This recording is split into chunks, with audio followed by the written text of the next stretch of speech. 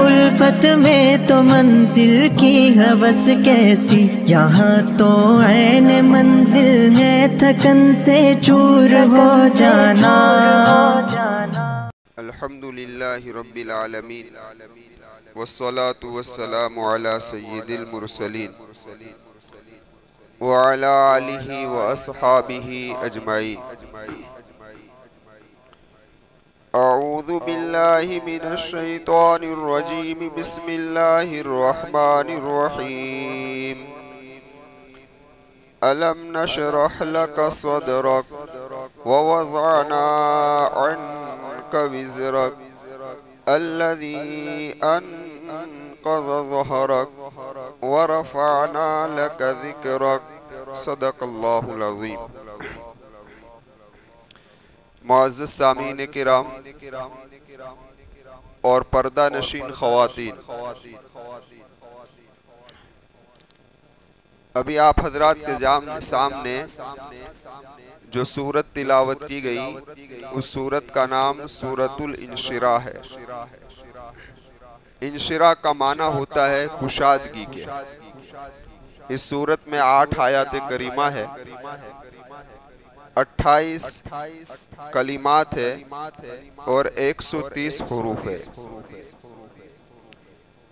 دوسری بات جو میں نے سورہ ضحیٰ کے ختم پر کی تھی، اس سے پہلے سورہ ضحیٰ ہے، اس وقت آپ حضرات کے سامنے یہ بات رکھی گئی تھی کہ سورہ ضحیٰ سے لے کر قرآن کے اخیر تک جتنی سورتیں ہیں، ان سورتوں کے ساتھ تکبیر پڑھی جاتی ہے۔ علامہ ابن کثیر رحمت اللہ علیہ فرماتے ہیں کہ سورت کے ختم پر پڑھی جائے گی، یعنی سورہ ضحیٰ ختم ہوئی تو تکبیر پڑھیں گے، سورہ انشراح ختم ہوئی تو تکبیر پڑھیں گے، اس طرح آخر تک۔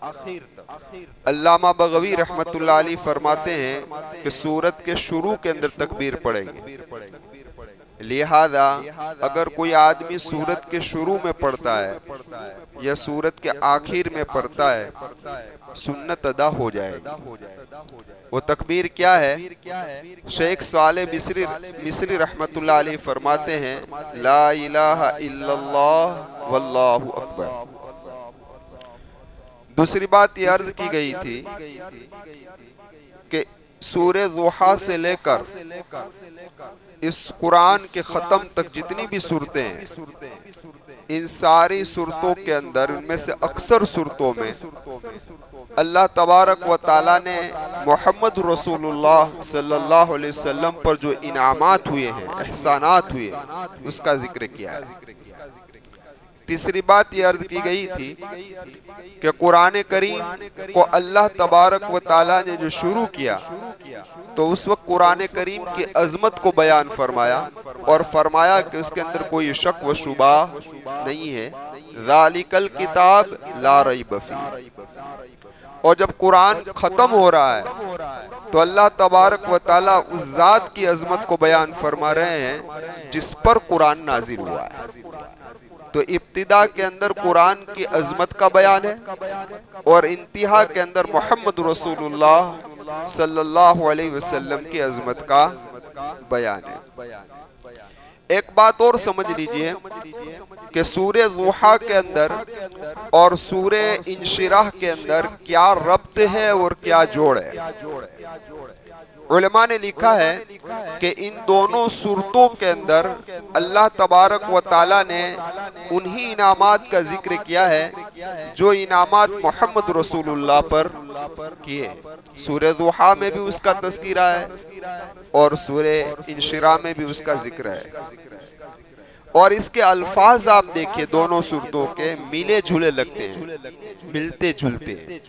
اسی لیے تو روافض کو دھوکہ ہو گیا، یعنی شیعہ کو دھوکہ ہوا ہے، اور شیعہ یہ کہتا ہے کہ یہ دونوں صورتیں ایک ہے، اس لیے وہ درمیان کے اندر بسم اللہ بھی نہیں پڑھتے، اور جب نماز کے اندر سورہ ضحیٰ پڑھتے ہیں تو ساتھ ساتھ کے اندر الم نشرح بھی پڑھ لیتے ہیں، ایک ہی ساتھ میں روافض پڑھتے ہیں۔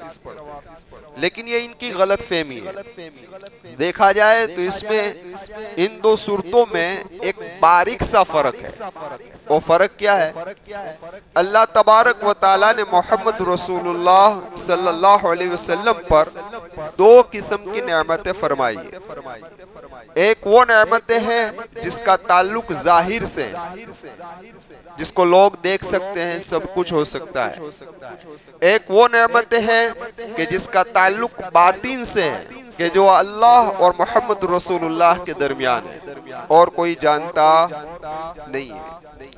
تو سورہ ضحیٰ میں اللہ تبارک و تعالیٰ نے ان نعمتوں کا تذکرہ کیا ہے جس کا تعلق محمد رسول اللہ کے ظاہر سے، یعنی ظاہری تعلق، ظاہری نعمتوں سے۔ اور سورہ علم نشرہ میں اللہ تبارک و تعالیٰ نے میرے آقا پر ہونے والے ان انعامات کا تذکرہ کیا ہے کہ جس کا تعلق باطن سے ہے، جو اللہ اور محمد رسول اللہ صلی اللہ علیہ وسلم کے درمیان میں ہے اور کوئی جانتا نہیں ہے۔ تو یہ فرق ہے۔ اب اس سورت کا شان نزول کیا ہے؟ اس کے متعلق ایک روایت ہے کہ اللہ کے محبوب صلی اللہ علیہ وسلم نے ایک مرتبہ اللہ تبارک و تعالیٰ سے فرمایا، اے اللہ، آپ نے حضرت ابراہیم علیہ السلام کو مقام خلت نصیب فرمایا، یعنی دوستی۔ آپ نے حضرت موسیٰ علیہ السلام سے کلام فرمایا۔ آپ نے حضرت داؤد علیہ السلام کے لیے لوہے کو نرم کر دیا اور پہاڑوں کو مسخر کر دیا۔ آپ نے حضرت سلیمان علیہ السلام کو ایسی حکومت دی جو جینوں پر بھی حکومت کرتے تھے، انسانوں پر بھی، پرندوں پر بھی، یعنی بڑی حکومت عطا فرمائی۔ اور پرندے کی بولیاں حضرت سلیمان علیہ السلام جانتے تھے، جیسا سورہ نمل کے اندر گزر چکا۔ خیر، تو آپ نے ان حضرات کو خصوصی امتیازی نعمت عطا فرمائی ہے۔ اے اللہ، آپ نے مجھے کیا امتیازی خصوصیت عطا فرمائی؟ تو اس پر اللہ تبارک و تعالیٰ نے یہ سورت نازل فرمائی، الم نشرح لک صدرک۔ اب ایک بات اور سمجھ لیجئے کہ اس سورت کا خلاصہ ہم پہلے سمجھ لیں کہ اس سورت کا خلاصہ کیا ہے، تاکہ پھر تفسیر کا سمجھنا آسان ہو جائے۔ تو پہلی بات تو یہ ہے کہ اس سورت کے اندر اللہ کے محبوب صلی اللہ علیہ وسلم کا سینے مبارک یعنی شرح صدر کا تذکرہ ہے، سینے کے کھولنے کا تذکرہ ہے۔ ساتھ ساتھ میں آپ کی عزت اور عظمت کو بیان کیا گیا ہے۔ ساتھ ساتھ میں یہ بھی سمجھایا گیا کہ آپ کے دل کے اوپر جو بوجھ ہے اور جو تشویش آپ کو لگ رہی ہے، محسوس ہو رہی ہے، فکر آپ کو پیدا ہو رہی ہے، وہ دور ہو جائے گی۔ کیا ہو جائے گی؟ دور ہو جائے گی۔ اور آخر کے اندر اللہ تبارک و تعالیٰ نے یہ فرمایا کہ میرے محبوب صلی اللہ علیہ وسلم مکہ کی مشکلی بھری زندگی، کیونکہ یہ سورت مکی ہے، اور مکہ کے اندر جو آپ پر حالات گزرے ہیں، اس کو آپ اس حالات سے آپ کو پریشان ہونے کی ضرورت نہیں ہے، بلکہ ہمارا قانون ہے کہ مصیبت کے بعد راحت آئے گی۔ یہ اللہ کا قانون ہے۔ کیا ہے بھائی؟ اللہ کا قانون ہے کہ حالات کے بعد راحت آتی ہے، مصیبت کے بعد راحت آتی ہے، یہ اللہ کا قانون ہے۔ اور یہاں بھی یہی فرمایا کہ اِنَّ مَعَ الْعُسْرِ یُسْرًا، آئے گی راحت۔ تو یہ پوری سورت کا کیا ہے؟ خلاصہ ہے۔ اب ذرا آپ دیکھئے کہ جن نعمتوں کا تعلق مخلوق کے ساتھ ہے اس کو سورہ ضحیٰ میں بیان فرمایا، اور وہ تین تھی۔ کا علم یجد کا یتیمن فآوا، آپ کی یتیمی کا تذکرہ کیا اور خلاصہ گزر چکا ہے سورہ ضحیٰ میں۔ پھر فرمایا کہ آپ کی رہنمائی فرمائی، وَوَجَدَكَ ضَالًّا فَهَدَى، آپ ناواقف تھے تو ہم نے آپ کی رہنمائی فرمائی۔ وَوَجَدَكَ عَائِلًا فَأَغْنَى، آپ کی زندگی فقر و فاقہ والی چل رہی تھی، ہم نے آپ کو مستغنی کر دیا، غنائے دل اور غنائے نفس بھی آپ کو عطا فرمایا۔ ان تین نعمتوں کا تذکرہ سورہ ضحیٰ کے اندر تھا۔ اس کے اندر جن تین نعمتوں کا تذکرہ ہے ان میں سے پہلی نعمت ہے شرح صدر۔ کیا ہے؟ یاد رہے گا؟ شرح صدر، یعنی ہم نے آپ کے سینے کو کھول دیا۔ اس لیے بعض مفسرین فرماتے ہیں کہ یہاں شرع صدر سے مراد شق صدر کا معجزہ کہ اللہ کے محبوب صلی اللہ علیہ وسلم کے سینے اطہر کو چیرا گیا تھا. کیا کیا گیا تھا بھائی؟ چیرا گیا تھا. صحیح احادیث کے اندر آتا ہے کہ اللہ کے محبوب صلی اللہ علیہ وسلم کے سینہ مبارک کو چیرا گیا اور اس کو صاف اور پاک کیا گیا. اب یہ واقعہ آپ کی زندگی میں کتنی مرتبہ پیش آیا؟ 4 مرتبہ پیش آیا ہے. یاد رکھو گے انشاءاللہ؟ ہاں، یہ تاریخی چیز ہے. آج مسلمان اپنی تاریخ سے بہت دور ہے. اسے پتہ ہی نہیں کہ ہماری تاریخ کیا ہے. تاریخ یعنی اتہاس، پتہ ہی نہیں. تو آقا مکی و مدنی محمد رسول اللہ صلی اللہ علیہ وسلم کا سینہ مبارک 4 مرتبہ چیرا گیا ہے. پہلی مرتبہ کب چیرا گیا؟ جب آپ کی عمر 4 سال کی تھی. آپ حلیمہ سعدیہ رضی اللہ تعالی عنہ کی پرورش کے اندر تھی اور ایک مرتبہ جنگل کے اندر تھے آپ. تو 2 فرشتے آپ کے پاس آئے، حضرت جبرائیل اور حضرت میکائیل. انسانی صورت میں آئے تھے، اچھا لباس پہن کر آئے تھے. حدیث کا خلاصہ بیان کر رہا ہوں، غور سے سننا. اور تشت لے کر آئے تھے، سونے کا تشت تھا اور یہ پورے کے پورا تشت تھا وہ برف سے بھرا ہوا تھا. کس سے؟ برف سے بھرا ہوا یہ تشت تھا. اللہ کے محبوب صلی اللہ علیہ وسلم کے سینہ مبارک کو چیرا گیا اور چیرنے کے بعد اس کے اندر سے دیل کو نکالا گیا اور دیل کو نکالنے کے بعد اس کو بھی چیرا گیا اور اس کے اندر سے 1-2 جمے ہوئے خون کے لوتھڑے کو نکالا گیا. اور پھر ان فرشتوں نے کہا کہ یہ شیطانی حصہ تھا جو نکال دیا گیا. پھر آپ کے دیل کو اس تست پر رکھا گیا اور برف سے آپ کے دیل کو دھویا گیا. کیا کیا گیا؟ اور پھر سینے کو بند کر دیا گیا، یعنی ٹاکے لیے گئے. باقاعدہ آپ کے سینے پر ٹاکے کے نشانات تھے. کیا کیا گیا؟ اور پھر آپ کی دونوں سانوں کے درمیان پہ مہر نبوت یعنی جو مہر ہوتی ہے نا، وہ مہر مار دی گئی. اب دیکھیے، جہاں دیل ہوتا ہے نا بائیں طرف، اس کے بالمقابل پیچھے مہر لگائی گئی. یہ غور سے سننے کا اس لیے کہہ رہا ہوں کہ پھر اس حدیث کی تشریح کرنی ہے تو سمجھنا آسان ہو جائے. اللہ میرے لیے بھی آسان فرمائے، آپ لوگوں کے لیے بھی آسان فرمائے. خیر، تو یہاں آپ پر مہر لگائی گئی. تو کتنے کام ہوئے؟ ہاں بھائی، ہاں. ایک تو آپ کے سینے کو چیرا اور چیرنے کے بعد دیل کو نکالا اور دیل کو نکالنے کے بعد اس کے اندر سے کچھ جمے ہوئے خون کے لوتھڑوں کو نکالا. تو فرمایا کہ یہ جو تھا یہ گناہ کا مادہ تھا. کیا تھا؟ گناہ کا مادہ. اب یہ گناہ کا مادہ تو نکال دیا گیا، لیکن آپ جانتے ہیں کہ جب کوئی چیز گندی پڑی ہوئی ہوتی ہے اور اس کو آپ نکال لو، ہٹا لو، وہاں سے اٹھا لو، تو اس کے نشانات باقی رہ جاتے ہیں یا نہیں باقی؟ ہوتا ہے نا. اس لیے پھر اللہ کے محبوب صلی اللہ علیہ وسلم کے اس دیل کو دھویا گیا تاکہ گناہ کا مادہ نکلنے کے بعد جو اثر و نشان ہے وہ بھی ختم ہو جائے. پھر عجیب بات یہ کہ دھویا کس سے؟ کون؟ برف سے دھویا. پانی سے بھی دھو سکتے ہیں نا، لیکن دھویا برف سے. وجہ علماء نے یہ بیان فرمائی اس لیے برف سے دھویا کہ گناہوں کے اندر گرمی بھی ہے. کیا ہے؟ حرارت ہے. اس لیے اس گرمی کو دور کرنے کے لیے اور اس گرمی کا نشان بھی مٹ جائے تو اس کی گرمی کو ٹھنڈی سے تبدیل کرنے کے لیے برف سے سمجھے.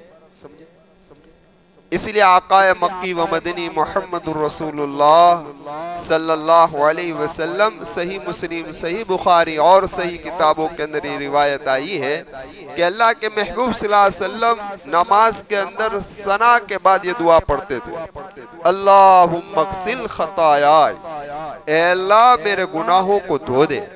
کون کہہ رہا ہے؟ ہاں بھائی، خون کی راہ ہے محمد رسول اللہ اللہم اغسل خطایائے بماء الثلج والبرد ہاں برف کے پانی سے اور اولے کے پانی سے میرے گناہوں کو دھو دے اللہ تو کن دو چیزوں کا تذکرہ ہوا دو چیزوں کا ایک برف کا اور دوسرا اولے کا تو اللہ کے محبوب نے اس دعا کے اندر دو اشارے کر دیے ایک تو یہ کہا کہ گناہ نجاست ہے اسی لیے تو دھونے کا تذکرہ آیا کیونکہ دھوئی کس چیز کو جاتا ہے بھائی ناپاک چیز کو دھویا جاتا ہے نا پاک چیز کو کوئی نہیں دھوتا ناپاک چیز کو دھویا جاتا ہے پتہ چلا کہ گناہ ایک قسم کی نجاست ہے اس لیے دھونے کا تذکرہ ہے دوسرا اللہ کے محبوب صلی اللہ علیہ وسلم نے اس دعا کے اندر یہ دو جملے کہے ثلجی والبرد پتہ چلا کہ گناہ کے اندر گرماہٹ ہے اس کے اندر گرمی ہے اور کیوں گرمی ہے اس بنا پر کہ گناہ کا تعلق جو ہے وہ دوزخ سے ہے اور دوزخ میں کیا ہے گرمی ہے تو اس گرمی کو دور کرنے کے لیے اللہ کے محبوب صلی اللہ علیہ وسلم نے فرمایا کہ یہ برف کے پانی سے اللہ اس کو دھو دے اور اولے کے پانی سے دھو دے اس لیے بعض فرماتے ہیں اور بعض علماء کرام فرماتے ہیں کہ گناہ کے اندر اندھیرا بھی ہے حرارت اور گرمی تو ہے ہی لیکن ساتھ ساتھ میں کیا ہے اندھیرا ہے اندھیرا کیوں ہو جاتا ہے اندھیرا اس بنا پر ہو جاتا ہے کہ جس طریقے سے یہ سورج پورے عالم کو روشن کرتا ہے اور یہ جب سورج غروب ہو جاتا ہے تو پورا عالم کیا ہو جاتا ہے کون میں آپ کو اس لیے بلا رہا ہوں کہ پہلا روزہ ہے روزے سے ہے تھکے ہوئے ہوں گے بولتے رہو تو جاگتے رہو گے ورنہ سوتے رہو گے ہے نا بولتے رہو گے تو جاگتے رہو گے ورنہ کیا ہو جاؤ گے سوتے رہو گے تو کہاں بات پوچھی تھی اب یاد دلاؤ مجھے ہاں بات یہاں پوچھی تھی کہ دیکھیے جب یہ دنیا کا سورج غروب ہو جاتا ہے تو اندھیرا چھا جاتا ہے تو وہ سورج کو پیدا کرنے والا اللہ جب اپنے منہ کو پھیر لے گا تو دل پر کیا آئے گا اندھیرا ہی آ جائے گا نا اور کچھ نہیں آئے گا اندھیرا چھا جائے گا اس لیے فرمایا کہ گناہ کے اندر کیا ہے بھائی اندھیرا ہے ایک دوسری بات کہ گناہ کے اندر گرمی ہے تو اس گرمی کو دور کرنے کے لیے اللہ کے محبوب نے برف کا استعمال فرمایا کہتے ٹھنڈی ہو جائے اور تیسری بات اولا جو ہوتا ہے نا تو اولے کا پانی چمکدار ہوتا ہے تو اس گناہ کی وجہ سے جو اندھیرا ہوا ہے وہ اجالوں سے تبدیل ہو جائے یہ ہے آقا مکی و مدنی محمد رسول اللہ صلی اللہ علیہ وسلم کی دعا کتنی بہترین دعا ہے اس لیے امام نسائی رحمت اللہ علیہ نے تو اس حدیث سے مسئلہ استنباط فرمایا اور مسئلہ استنباط کا مطلب نکالا کیا مسئلہ نکالا کہ گرم پانی کے مقابلے کے اندر ٹھنڈے پانی سے وضو کرنا بہتر ہے یہ مسئلہ نکالا کیونکہ نماز پڑھنے کا اصل مقصد جو ہے اور وضو کرنے کا اصل مقصد جو ہے وہ گناہوں کی گرمی کو ختم کرنا ہے اور گناہوں کی گرمی ٹھنڈک سے دور ہوتی ہے اس لیے کیا کرنا چاہیے بھائی ٹھنڈے پانی سے وضو کرنا افضل قرار اور روایت بھی ہے آپ نے فضائل اعمال میں سنا ہوگا کہ اللہ کے محبوب صلی اللہ علیہ وسلم فرماتے ہیں کہ ایک فرشتہ ندا دیتا ہے کہ او جہنم کے آگ کو روشن کرنے والا جب بھی اذان ہوتی ہے تو ندا دینے والا ندا دیتا ہے نا اور کہتا ہے کہ او جہنم کے آگ کو بھڑکانے والے نماز میں آ جاؤ اور جن آگ کو تم نے روشن کیا وہ کیا کر دو بھائی بجھا دو ہاں تو یہ تذکیرہ ہے آپ اب آئیے ہم کچھ آگے بڑھے اس کے اندر کہ اللہ کے محبوب صلی اللہ علیہ وسلم کی ایک حدیث ہے جس کا خلاصہ یہ کہ غصہ جو ہے وہ کس میں سے ہے شیطان اور شیطان کس سے پیدا ہوا ہے آگ سے پیدا ہوا ہے نا کس سے پیدا ہوا ہے اور آگ کیا ہوتی ہے آگ کے اندر دو چیزیں ہوتی ہیں آگ کے اندر ایک چیز تو گرمی اور دوسری چیز آگ اونچے جاتی ہے کبھی آگ سلگائی اور نیچے گئی ایسا بنا؟ آگ سلگا ہو تو کہاں جائے گی؟ اوپر. تو یہ دو چیزیں آگ کے اندر ہے. اب اللہ کے محبوب فرما رہے ہیں, کیا فرما رہے ہیں کہ بھئی جس آدمی کو غصہ آئے تو کیا کرے؟ تو کہ وضو کرے, تاکہ غصے کے ذریعے سے جو گرمی آئی ہے نا وہ وضو کے ذریعے ٹھنڈی سے ٹھنڈک سے کیا ہو جائے؟ تبدیل ہو جائے. تو امام غزالی تو فرماتے ہیں کہ غصہ ہے اس وقت جو وضو کرنا ہے یا غسل کرنا ہے تو ٹھنڈے پانی سے کرے, گرم پانی سے, یہ ٹھنڈے پانی سے, تاکہ تمہارا غصہ بی پی سب کیا لیول کے اندر آ جائے. دوسرے آگ کے اندر خاصیت ہے کہ اونچے جاتی ہے, تو اللہ کے محبوب نے دوسرا حل بتایا کہ جو آدمی کو غصہ ہے کھڑا ہو تو بیٹھ جائے, بیٹھا ہو تو لیٹ جائے. بیٹھنے کے بعد اگر کنٹرول ہو گیا ہے تو ٹھیک ہے, نہیں ہوا تو کہ لیٹ جاؤ. کیا کہا؟ یہ کیوں لیٹنے کا حکم دیا اور بیٹھنے کا حکم کیوں دیا؟ کیونکہ یہ آگ اوپر بڑھاتی نا, تیرے اندر تکبر آیا, آئی ایم بڑوان, اس سے بڑا طاقت والا کوئی نہیں. تیرے دل کے اندر جو بڑائی پیدا کی نا, تو اللہ تجھے نیچے پہنچا رہا ہے کہ جا زمین میں, تیری حیثیت کوئی نہیں, زمین ہے اور کچھ نہیں. تو اس مٹی سے پیدا ہوا ہے, مٹی سے بنا ہے, اسی مٹی میں تجھے جانا ہے. تیری ساری طاقت, تیری ساری قوت, تیری ساری جائیداد سب کچھ مل جانے والی ہے. تیری حیثیت کو اللہ یاد دلا رہا ہے. کس کو یاد دلا رہا ہے؟ یہ حیثیت کو اللہ. اس لیے اللہ کے محبوب صلی اللہ علیہ وسلم نے فرمایا کہ غصہ آئے تو کھڑے ہو تو بیٹھ جاؤ, بیٹھے ہو تو لیٹ جاؤ, اور اپنے اوقات یاد کرو کہ تمہاری اوقات کیا ہے. یہ تمہاری اوقات ہے. یہ ہے آقا مکی و مدنی محمد رسول اللہ صلی اللہ علیہ وسلم کے فرمان. تو میں عرض یہ کر رہا تھا کہ پہلی مرتبہ جو آپ کا شق صدر ہوا, یعنی سینہ چیرا گیا, کتنی عمر تھی آپ کی؟ اور یہ جو زمانہ ہوتا ہے وہ کھیل کود کا زمانہ ہوتا ہے نا. تو آپ کے اندر سے کھیل کود کا مادہ بھی نکال دیا گیا, اس لیے آپ کو کھیل کود کا کوئی شوق اور ذوق تھا نہیں. پھر دوسری مرتبہ کب ہوا اس کو بھی سن لیجئے.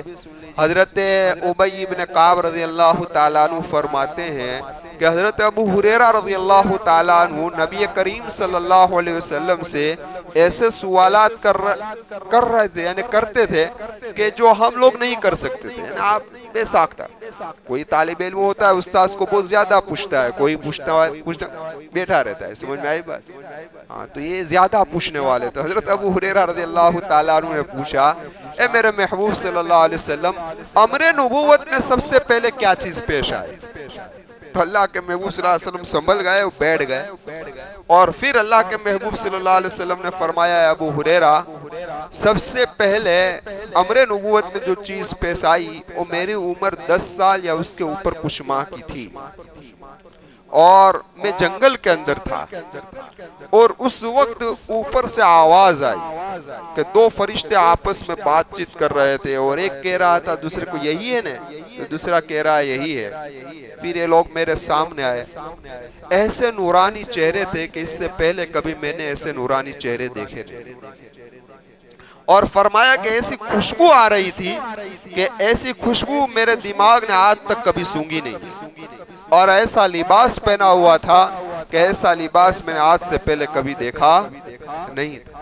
یہ لوگ آئے اور میرے دونوں بازو کو پکڑ لیے, تھام لیے, لیکن مجھے احساس نہیں ہوا کہ میرے بازو کو تھاما گیا ہے. پھر مجھے لٹایا گیا, لیکن مجھے کچھ محسوس احساس نہیں ہوا کہ مجھے کچھ ہو رہا ہے, یعنی کوئی تکلیف مجھے ہوئی نہیں. اس کے بعد میرے سینے کو چاک کیا گیا, اور اس کے اندر سے دل کو نکالا گیا, لیکن کوئی خون نپون کچھ نکلا نہیں. پھر ایک مادہ تھا, اس کے اندر سے اس کو نکال دیا گیا, اور نکالنے کے بعد جتنا مادہ نکلا تھا اتنا ہی مادہ چاندی جیسی چمکدار کوئی چیز اندر ڈالی گئی, اور پھر سی دیا گیا سینے کو, اور پھر میرے انگوٹھے کو ہلایا گیا, جاؤ خوش رہو کر کے مجھے کہا کہ جاؤ خوش رہو. اللہ کے محبوب فرماتے ہیں کہ اس کے بعد یعنی میرے دل کے اندر سے حسد کو، کینہ کو، جو مادہ تھا وہ سارے مادے نکالے گئے اور رافت اور رحمت کے مادے ڈالے گئے۔ اس کے بعد ہر چھوٹے کے بارے میں میرے دل کے اندر رافت آ گئی اور ہر بڑے کے بارے میں میرے دل کے اندر کیا آ گیا؟ رحم آ گیا۔ تو یہ دوسری مرتبہ۔ اب دیکھو یہ 10 سال کی عمر جو ہوتی ہے نا وہ جوانی کے قریب کی عمر ہے، جوانی ہونے کے قریب کی عمر ہے۔ تو اس وقت جو آپ کا شق صدر کیا گیا وہ اس نسبت سے کہ جوانی کے لوازمات جو ہے، جو چیزیں پیش آتی ہے جوانی کے اندر، ان ساری چیزوں سے آپ کو کیا کیا گیا؟ پاک و صاف کر دیا گیا۔ تیسری مرتبہ کب ہوا؟ تیسری مرتبہ شق صدر اس وقت ہوا ہے بعثت کے موقع پر جب آپ پر وحی نازل ہونے والی تھی۔ اس وقت اللہ کے محبوب صلی اللہ علیہ وسلم کے سینہ کو چیرا گیا اور کچھ چیزیں ڈالی گئی اس بنا پر تاکہ وحی کو برداشت کر سکے، اسرار الہی کو جان سکے۔ اور چوتھی مرتبہ جو آپ کا شق صدر ہوا وہ تو مشہور و معروف ہے، کب ہوا بھائی؟ معراج کے وقت۔ کب ہوا؟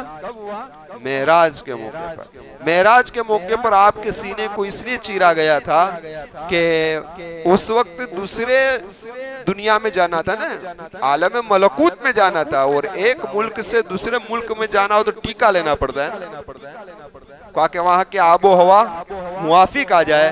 تو آپ کو اوپر جانا تھا، وہاں عالم میں آپ کو سیر و تفریح کرنی تھی اور ساتھ ساتھ کے اندر اللہ تبارک و تعالیٰ سے کلام کرنا تھا، تو برداشت کرنے کی طاقت و صلاحیت بھی چاہیے نا۔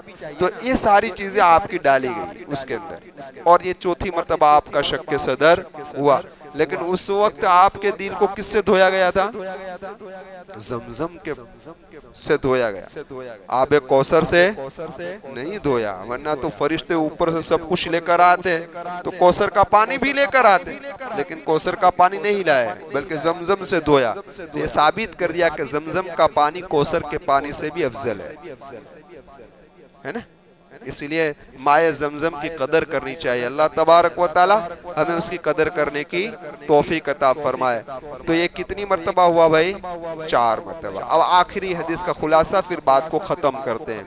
پھر اللہ کے محبوب صلی اللہ علیہ وسلم کے سینہ مبارک کو چیر کر جو کچھ بھی ہوا، ٹانکے لگا دیے گئے۔ پھر کیا کیا گیا؟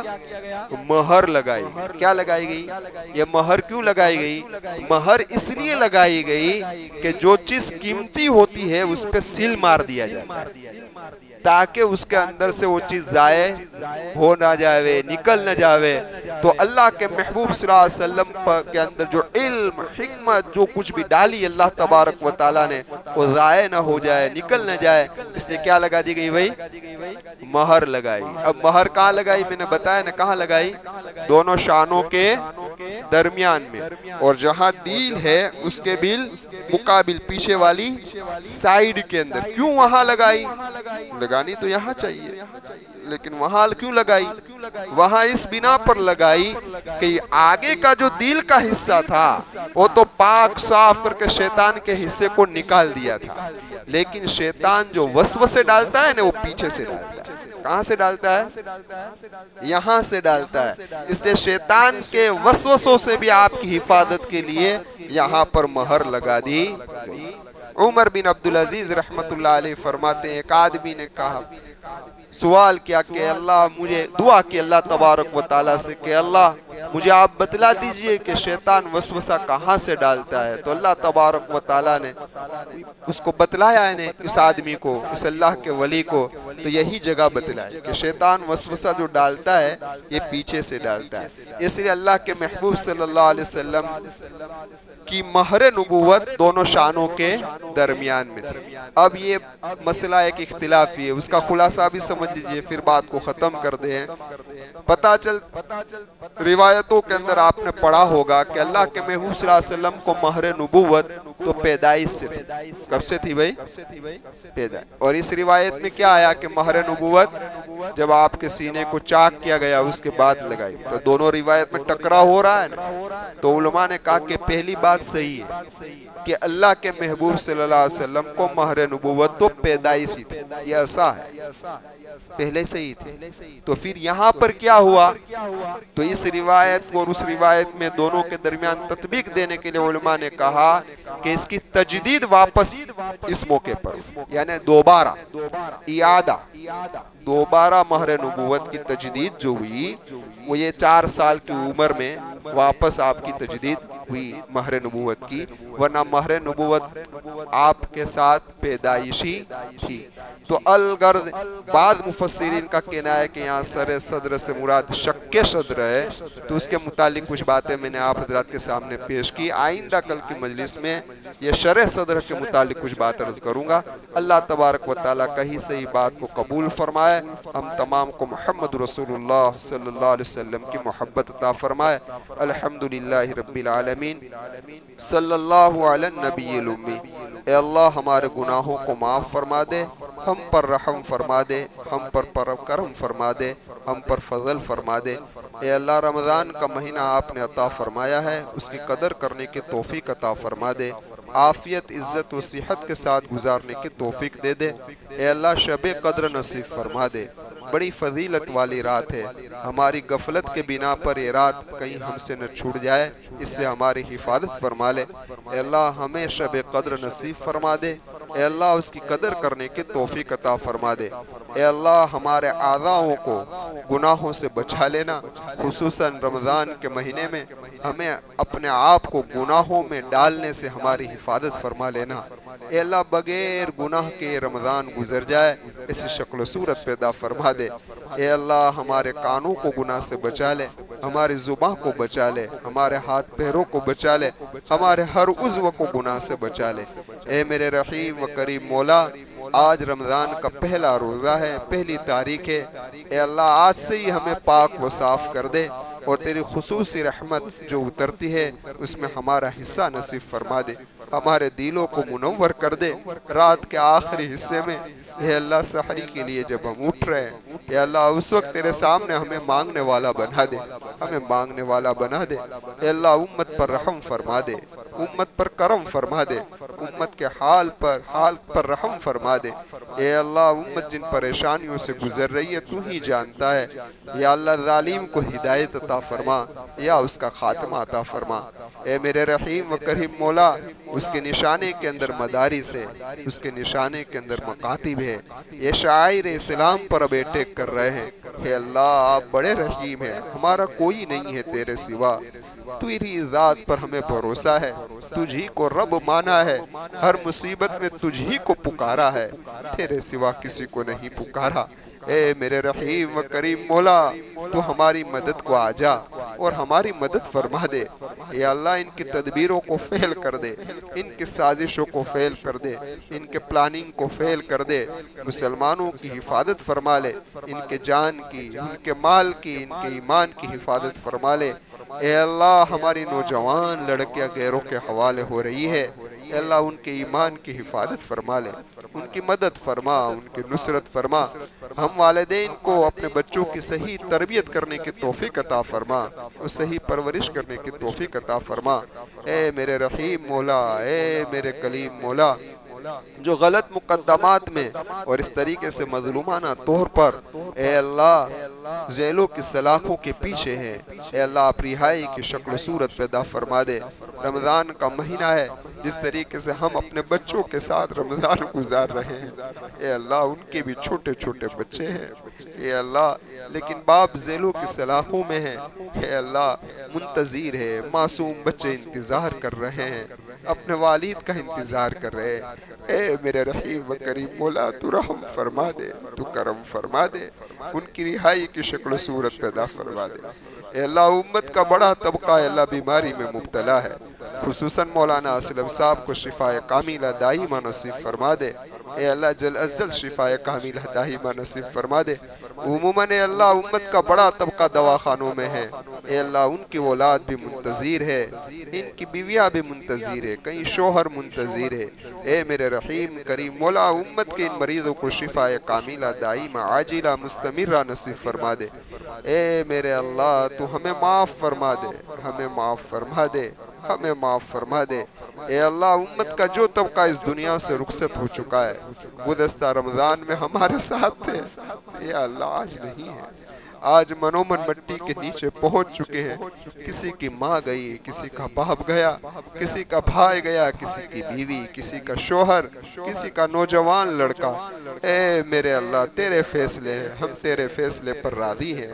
اے اللہ ان کی مغفرت فرما دے، ان کی قبروں کو نور سے منور کر دے، جنت الفردوس میں اعلیٰ مقام نصیب فرما دے۔ اے میرے رحیم و کریم مولا، ہم والدین کا حق ادا نہیں کر سکتے، ہم والدین کا حق ادا نہیں کر سکتے۔ اے اللہ ان کے احسانات کو بدلہ نہیں دے سکتے میرے مولا، ان کے بڑے احسانات ہیں۔ اے اللہ ان کی قبروں کو نور سے منور کر دے، اے اللہ ان کی قبروں کو نور سے منور کر دے، جنت الفردوس ان کا ٹھکانہ بنا دے، عذاب قبر سے ان کی حفاظت فرما لے، جہنم سے ان کی حفاظت فرما لے۔ اے اللہ جن کے ماں باپ حیات ہیں ان کی عمروں میں عافیت، عزت و صحت کے ساتھ برکت عطا فرما۔ نوجوانوں کو ماں باپ کی قدر کرنے کی توفیق عطا فرما، قدر کرنے کی توفیق عطا فرما۔ اے اللہ پوری امت کی مغفرت کر دے، پوری امت کی مغفرت کر دے، پوری امت کی مغفرت کر دے۔ یہ مجمع جو یہاں بیٹھا ہے ان کے دلوں میں کیا کیا تمنا ہے، کون کن مصیبت میں مبتلا ہے، کون کس بیماری میں مبتلا ہے، تو ہی جانتا ہے، تیرے سوا کوئی نہیں جانتا۔ وہ اپنا حال کس کو سنا ہے یا اللہ، کوئی گھریلو اعتبار سے پریشان ہے، کوئی کمانے کے اعتبار سے پریشان ہے، کوئی روزی کے اعتبار سے پریشان ہے، کوئی بیماری کے اعتبار سے پریشان ہے۔ ہر آدمی اپنے اپنے حال میں پڑا ہوا ہے۔ اے اللہ تو ہی جانتا ہے کون کس حال میں ہے۔ اے اللہ ان کی مصیبتوں کو، ان کے حالات کو، ان کی پریشانیوں کو دور فرما، ان کی بیماریوں کو دور فرما، ان کی جائز تمناؤں کو پوری فرما اور بہتر سے بہتر انہیں بدلہ عطا فرما۔ اے اللہ قرآن کی محبت عطا فرما، اے اللہ تیرے نبی کی محبت عطا فرما، تیرے نبی کے نقش قدم پر چلنا آسان فرما۔ اے اللہ امت کا جو طبقہ روزے سے ہے اے اللہ ان کی مدد فرما۔ اے اللہ ہم نے تو پیٹ بھر کر سحری بھی کی ہے، لیکن امت کا ایک غریب طبقہ ایسا ہے جو تیری رضا کے لیے روزہ رکھ رہا ہے۔ اے اللہ ان کو سحری میں کچھ نصیب نہیں ہوا ہے سوائے پانی کے۔ اے اللہ جنہوں نے پانی پی کر بھی روزے رکھے، اے اللہ تو ہی جانتا ہے کس نے کس حال کے اندر روزہ رکھا ہے۔ اے اللہ ہر ایک کے روزے کو قبول کر لے، ان کی مدد فرما، ان کی نصرت فرما۔ اے اللہ امت کا جو طبقہ تیرے دین کی خدمت کو لے کر چل رہا ہے، کہاں جہاں کہیں بھی چل رہا ہے، ان کی مدد و نصرت فرما۔ اے اللہ ہمارے تمام قلعوں کی حفاظت فرما، مساجد کی، مکاتب کی، حجاب کی، اے اللہ اس طریقے سے مدارس کی، اے اللہ خانقاہوں کی، اے اللہ ہمارے سارے قلعے ہیں، ہمارے جو شعائر ہیں، ان تمام کی آپ حفاظت فرما۔ ہم تیرے ہی حوالے کر رہے ہیں، ہم تیرے ہی حوالے کر رہے ہیں، ہم تیرے ہی حوالے کر رہے ہیں۔ تو ہی ہماری مدد کو آجا اور ہماری مدد فرما دے اور ہمیں نیک و صالح بنا دے۔ جو کہا گیا اے اللہ اسے قبول فرما لے، جو نصیحت کی باتیں تھی اس پر عمل کرنے کی مجھے اور ہم تمام کو توفیق عطا فرما۔ جن چیزوں سے بچنے کا کہا گیا ان ساری چیزوں سے بچنا ہمارے لیے آسان فرما دے۔ ان اللہ و ملائکتہ یصلون علی النبی یا ایھا الذین آمنوا صلوا علیہ وسلموا تسلیما۔ اللہم صلی علی محمد کلما ذکرہ الذاکرون وصلی علی محمد کلما غفل عن ذکرہ الغافلون برحمتک یا ارحم الراحمین۔